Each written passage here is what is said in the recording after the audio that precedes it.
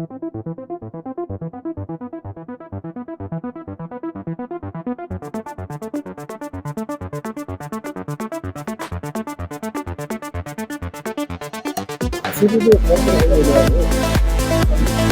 ਮਸਲਾ ਹੋਇਆ? ਕਿਹੜੀ ਬੱਚੀ ਨੂੰ?